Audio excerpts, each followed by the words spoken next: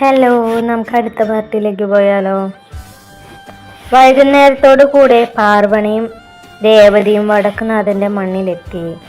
ജോലി സ്ഥലത്തു നിന്നും കുറച്ചകലെയായി തന്നെ അവർ ഒരു വീട്ടിൽ പേയിങ് ഗസ്റ്റായിട്ട് താമസിക്കാനുള്ള ഏർപ്പാടുകൾ ചെയ്തിരുന്നു. വൈകുന്നേരം വന്നതും രണ്ടും കൂടെ ബെഡിലേക്ക് മറഞ്ഞു. യാത്രാ ക്ഷീണം കാരണം അവർ കുറേ നേരം കിടന്നുറങ്ങി. രാത്രി ഏറെ വൈകിയാണ് ശിവയും ദേവയും ഗസ്റ്റ് ഹൗസിലെത്തിയത്. ആ വീട്ടിൽ ശിവയും ദേവയും പിന്നെ ഒരു ജോലിക്കാരിയും ഒരു അസിസ്റ്റന്റും മാത്രമേ ഉള്ളൂ. ആഴ്ചയിലൊരിക്കൽ അവർ വീട്ടിൽ പോകുകയുള്ളായിരുന്നു. ഇൻകം ടാക്സുമായി ബന്ധപ്പെട്ട ചില പ്രശ്നങ്ങൾ ഉള്ളതിനാൽ രണ്ടുപേരും നല്ല ടെൻഷനിൽ തന്നെയായിരുന്നു. ശിവ വന്നതും നേരെ റൂമിൽ വന്ന് കിടന്നു. രാത്രിയിൽ എപ്പോഴോ പെട്ടെന്നൊന്ന് എണീറ്റു. അവൻ വാതിൽ തുറന്ന് പുറത്തേക്ക് ഇറങ്ങിയപ്പോഴാണ് ബാൽക്കണിയിൽ നിൽക്കുന്ന ദേവിയെ കാണുന്നത്. ശിവ അവനെ ഒന്ന് നോക്കി ശേഷം നേരെ താഴെയുള്ള കിച്ചണിലേക്ക് നടന്നു. ദേവ ബാൽക്കണിയിൽ നിന്നും അകലേക്ക് നോക്കി നിൽക്കുകയാണ്. മനസ്സിൽ കുറേ ടെൻഷൻ ഉണ്ടെങ്കിലാണ് അവൻ ഇങ്ങനെ വന്ന് നിൽക്കാറുള്ളത്. അപ്പോൾ മനസ്സിന് ഒരാശ്വാസമൊക്കെ ലഭിക്കും. പക്ഷേ ഇന്ന് ഇവിടെ വന്ന് നിൽക്കുമ്പോൾ മനസ്സിന് വല്ലാത്തൊരു സന്തോഷം നിറയുന്ന പോലെ, കാത്തിരുന്ന എന്തോ കയ്യെത്തും ദൂരത്ത് കിട്ടിയതുപോലെ. അവൻ കുറച്ചു നേരം കൂടെ അവിടെ നിന്ന ശേഷം തിരിച്ച് റൂമിലേക്ക് നടക്കാൻ ഒരുങ്ങിയപ്പോഴാണ് ശിവ അങ്ങോട്ട് വന്നത്. ദേവ, നീ കഴിച്ചായിരുന്നോ? കഴിച്ചു. ശിവ ഒന്ന് തിരിഞ്ഞു നടന്നു. ദേവ പിന്നിൽ നിന്ന് വിളിച്ചു. ശിവ അത് കേട്ടതും അവൻ എന്താ എന്ന രീതിയിൽ തിരിഞ്ഞു നോക്കി. തറവാട്ടിൽ നിന്ന് അമ്മ വിളിച്ചിരുന്നു. രാമച്ചന് നിന്നെ ഒന്ന് കാണണമെന്ന് പറഞ്ഞത്രേ. നിന്നെ കോൾ ചെയ്തിട്ട് നീ എന്താ അറ്റൻഡ് ചെയ്യാഞ്ഞേ? തിരക്കായതിനാല് ഫോൺ സൈലന്റിലിട്ടേക്കായിരുന്നു, പിന്നെ നോക്കിയില്ല. നാളത്തെ തിരക്ക് കൂടി കഴിഞ്ഞാൽ നമുക്ക് വീട്ടിലേക്കൊന്ന് പോയിട്ട് വരാലോ. പോവാം. അത് പറഞ്ഞ് ശിവ റൂമിലേക്ക് പോയി. ദേവ അവന്റെ മുറിയിലേക്കും പോയി. ദേവു, ഡീ എണീക്കടി. രാവിലെ പാർവണ അവളെ തട്ടി വിളിച്ചു. കുറച്ചു നേരം കൂടെ കിടക്കട്ടെ അമ്മ, സമയമായില്ലല്ലോ, അവൾ ഉറക്കത്തിൽ പറഞ്ഞു. ഡി, അതിന് നിന്റെ ഇത് വീടല്ലാട്ടാ, വേഗം എണീക്കാൻ നോക്ക്, അല്ലെങ്കിൽ ഓഫീസിൽ പോകാൻ ലേറ്റ് ആവുന്ന്. ഓഫീസ്? അത് കേട്ടതും രേവതി ബെഡിൽ നിന്നും ചാടി എഴുന്നേറ്റു. ബാഗിൽ നിന്നും ഡ്രസ്സ് എടുത്ത് കുളിക്കാൻ കയറിയതും പാർവണ അവളെ പിന്നിൽ നിന്നും വിളിച്ചു. ഹലോ, ദേവു മേഡം എങ്ങോട്ടാ? പാർവണ ഇരു കൈകളും കെട്ടി നിന്നുകൊണ്ട് ചോദിച്ചു. കുളിക്കാൻ, എന്നിട്ട് ഓഫീസിൽ പോവണ്ടേ? അവൾ ഭാവവ്യത്യാസമില്ലാതെ പറഞ്ഞു. രാവിലെ കുളിച്ചു കൂറിയിട്ട് പോയാ മതിയാ, എന്തെങ്കിലും കഴിക്കാൻ ഉണ്ടാക്കണ്ടേ? വേണ, രേവതി ഒരു വലിച്ച ചിരിയോട് ചോദിച്ചു. പിന്നെന്താതെ? അവർ രേവതിയുടെ കൈ പിടിച്ച് വലിച്ച് കിച്ചണിലേക്ക് നടന്നു. പാർവണ ചായ വെക്കുമ്പോഴേക്കും രേവതി കറിക്കായുള്ള പച്ചക്കറി അരിഞ്ഞു. ദാ ചായ, ഇത് കുടിച്ചിട്ട് വേഗം പോയി കുളിച്ചോ, അപ്പോഴേക്കും ഞാൻ ഇത് റെഡിയാക്കി വെക്കാം. ചായക്കപ്പ് രേവതിക്ക് നൽകിക്കൊണ്ട് പാർവണ പച്ചക്കറി അരിഞ്ഞെടുത്തുകൊണ്ട് പറഞ്ഞു. രേവതി ചായക്കപ്പുമായി പുറത്തേക്ക് നടന്നു. 2 നിലയിലുള്ള ഒരു ചെറിയ വീടാണത്. മുകളിലത്തെ നിലയിലാണ് ദേവുവും തുമ്പിയും താമസിക്കുന്നത്. താഴത്തെ നിലയിലായി ഹൗസ് ഓണറും അവരുടെ ഫാമിലിയും താമസിക്കുന്നുണ്ട്. അയാൾക്ക് ഭാര്യയും 2 പെൺമക്കളുമാണ് ഉള്ളത്.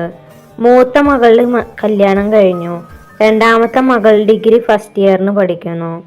രേവതി ചായക്കപ്പുമായി കോണിപ്പടികൾ ഇറങ്ങി മുറ്റത്തേക്ക് എത്തി. മുറ്റത്ത് കുറേ പൂച്ചെടികൾ വെച്ച് പിടിപ്പിച്ചിട്ടുണ്ട്. പുതുതായി വിരിഞ്ഞ റോസാപ്പൂവിനെ അവൾ ഒന്ന് മണത്തു. അപ്പോഴാണ് ഹൗസ് ഓണറുടെ ഭാര്യ ഒരു പാത്രത്തിൽ എന്തോ പൊടിയുമായി മുറ്റത്തേക്ക് വന്നത്. രേവതി അവിടെ നിൽക്കുന്നത് അവർ കണ്ടിരുന്നില്ല. ആ സ്ത്രീ മുറ്റത്തിരുന്ന് കയ്യിലുള്ള പാത്രത്തിൽ നിന്നും ഒരു പൊടിയെടുത്ത് മുറ്റത്ത് കോലം വരയ്ക്കാനായി തുടങ്ങി. രേവതി ആ സ്ത്രീയെ ഒന്ന് നോക്കി നിൽക്കുകയായിരുന്നു. നല്ല ഐശ്വര്യമുഖമുള്ള മുഖം, മൂക്കിൽ വലിയ മൂക്കൂത്തി, നെറുകയിൽ നീട്ടി തൊട്ടിരിക്കുന്ന സിന്ദൂരം, കുളി കഴിഞ്ഞ് തോർത്തുമുണ്ട് തലയിൽ കെട്ടിവെച്ചിരിക്കുന്നു. മൊത്തത്തിൽ കണ്ടാൽ ഒരു പക്കാ നാട്ടിൻപുറത്തുകാരി. രേവതി അത് മുറ്റത്ത് കോലം വരയ്ക്കുന്നത് നോക്കി നിന്നു. ഉറക്കം ഉണർന്ന ദേവ പെട്ടെന്ന് എഴുന്നേറ്റ് മുഖമൊക്കെ കഴുകി ബാൽക്കണിയിലേക്ക് നടന്നു. ദേവ പോകുന്നു നോക്കി ശിവ ന്യൂസ് പേപ്പറും എടുത്ത് റൂമിലേക്ക് നടന്നു. ഈ ഗസ്റ്റ് ഹൗസിൽ വന്നതിന് ശേഷം ദേവയുടെ രാവിലത്തെ കണി നേരെ ഓപ്പോസിറ്റ് വീട്ടിലെ കോലം വരയ്ക്കുന്ന സ്ത്രീയിലായിരുന്നു. അമ്മയുടെ അത്ര പ്രായമില്ല എങ്കിലും അവരെ കാണുമ്പോൾ അവന് അമ്മയെ ഓർമ്മ വരുമായിരുന്നു. തങ്ങളുടെ വീടിന് മുന്നിലെ ഒരു റോഡിനപ്പുറമായിരുന്നു അവരുടെ വീട്. സിറ്റിയിൽ നിന്നും കുറച്ചകന്ന് ശാന്തമായ ഒരിടമായിരുന്നു അത്. പെട്ടെന്നാണ് അവൻ മുകളിലെ നിലയിലേക്ക് കയറി സ്റ്റെയറിലിരുന്ന് ചായക്കപ്പുമായിരിക്കുന്ന ഒരു പെൺകുട്ടിയെ ശ്രദ്ധിച്ചത്. അവളെ കണ്ടതും അവൻ്റെ ഹൃദയമിടിപ്പ് വർദ്ധിച്ച പോലെ. അവൻ വലതു കൈയിൽ നെഞ്ച് വെച്ച് ഒന്ന് കണ്ണടച്ച് നിന്നു. ആ സ്ത്രീ കോലം വരച്ചു കഴിഞ്ഞ് എഴുന്നേറ്റപ്പോഴാണ് തന്നെ നോക്കി നിൽക്കുന്ന രേവതി അവർ കണ്ടത്. അവർ ഒരു ചിരിയോടെ അവളുടെ അരികിലേക്ക് വന്നു. ഇതെന്താ? രേവതി കോലം വരച്ചതിലേക്ക് നോക്കി ചോദിച്ചു. അതോ, ഇത് കോലമാണ്. രാവിലെ എന്നും മുറ്റത്ത് വരയ്ക്കും. അത് വീടിന് വീട്ടുകാർക്ക് ഐശ്വര്യാണ്. മോളുടെ പേരെന്താ? രേവതി. രേവുന്ന് വിളിക്കും. ചേച്ചിരിയോ? നന്ദിത. ഓക്കെ ചേച്ചി, നമുക്ക് പിന്നെ സംസാരിക്കാട്ടോ. ഓഫീസിൽ പോകാൻ സമയമായി. മോളെ, തിരിഞ്ഞു നടന്ന രേവതിയെ പിന്നിൽ നിന്നും വിളിച്ചു. എന്താ ചേച്ചി? ചേച്ചി ഒരു കാര്യം പറഞ്ഞ മോളൊന്നും വിചാരിക്കരുത്. ഇവിടെ വീടിന് ചുറ്റും കുറേ ആൺപിള്ളേരുള്ളതാ. അതുകൊണ്ട് ഇതുപോലെയുള്ള ഡ്രസ്സ്. രേവതിയുടെ മുട്ടിനൊപ്പമുള്ള ഷോർട്സ് നോക്കിക്കൊണ്ട് നന്ദിത പറഞ്ഞതും രേവതിയുടെ മുഖം എന്തോ പോലെയായി. അവൾ തലയാട്ടിക്കൊണ്ട് സ്റ്റെയർ കയറി മുകളിലേക്ക് പോയി. വീട്ടിൽ ഇതൊന്നും ഇടാൻ പറ്റില്ലാത്തതുകൊണ്ടാണ് ഇവിടേക്ക് കൊണ്ടുവന്നേ. ഇവിടെ അതിലപ്പുറമായല്ലോ. രേവതി ഓരോന്ന് പിറുപുറത്ത് മുകളിലേക്ക് കയറിയപ്പോഴാണ് പാർവണ താഴേക്ക് വരുന്നത്. തൻ്റെ ഡ്രസ്സിൻ്റെ അതേപോലെയുള്ള മറ്റൊരു കളറാണ് പാർവതി ഇട്ടിരിക്കുന്നത്. ഇവളോട് പറയണ? അല്ലെങ്കിൽ വേണ്ട, എനിക്ക് രാവിലെ ഒന്ന് കിട്ടിയില്ലേ, ഇവൾക്കും കിട്ടട്ടെ. അത് മനസ്സിൽ കരുതി രേവതി നേരെ റൂമിലേക്ക് പോയി. ദേവ, നീ റെഡി ആവുന്നില്ലേ? ഓഫീസിൽ പോകാൻ ടൈമായില്ലോ. കോഫിയുമായി ശിവ പറഞ്ഞു. റെഡിയാവാം. ദേവ കോഫി വാങ്ങി ബാൽക്കണിയിലെ തൂണിൽ ചാരി നിന്നു. ഇവിടുമാർക്കും വീട്ടിൽ ചോദിക്കാനും പറയാൻ ആരുമില്ലേ? ശിവ അകലേക്ക് നോക്കി പറഞ്ഞു. ദേവയും അകലേക്ക് നോക്കി. കുറച്ചു മുമ്പ് കണ്ട സ്ത്രീയുടെ അരികിൽ സംസാരിച്ചു നിൽക്കുന്ന മറ്റൊരു പെൺകുട്ടി. രാവിലെ തന്നെ നിക്കറൂട്ട് ഓരോന്ന് ഇറങ്ങിക്കോളും. ശിവ അവളെ നോക്കി പറഞ്ഞു. What is this Shiva? ഗേൾസിന്റെ ഡ്രസ്സിങ്, അവരുടെ ഫ്രീഡത്തെക്കുറിച്ച് വാനോളം പറഞ്ഞു നടക്കണം. നീ എന്താ ഇങ്ങനെയൊക്കെ പറയണേ? അത് ആരാന്ന് പോലും അറിയാത്ത ആളെ നോക്കിയിട്ട്. ദേവ അത് പറഞ്ഞപ്പോഴാണ് ശിവ അത് ഓർത്തത്. താനെന്തിനാ വല്ലവന്മാരുടെയും കാര്യത്തിലൊക്കെ ഇടപെടാൻ പോകുന്നേ?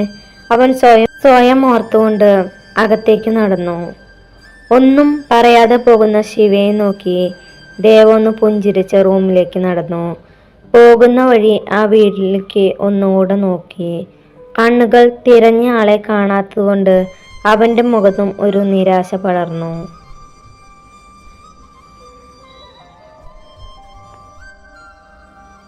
നമ്മുടെ സ്റ്റോറിയുടെ നെയിം അതിലെ ക്യാരക്ടേഴ്സിൻ്റെ നെയിം വെച്ചിട്ടാണ് കേട്ടോ.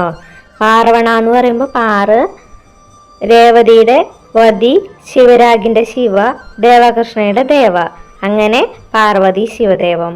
അപ്പോൾ നിങ്ങളുടെ അഭിപ്രായങ്ങൾ പറയണേ. പുതിയൊരു വീഡിയോ ആയിട്ട് നാളെ കാണാവേ. ബായ്.